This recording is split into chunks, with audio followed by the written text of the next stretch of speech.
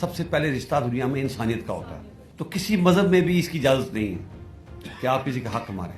जो moral authority होती है ना, मॉरल अथॉरिटी, अखलाकी कुव्वत, वो फौजी कुव्वत से बहुत ज़्यादा होती है। हमने कराची को दहशतगर्दों से आज़ाद कराया है। पाकिस्तान का मुस्तकबिल जो है वो जमहूरियत से ही वाबस्ता है।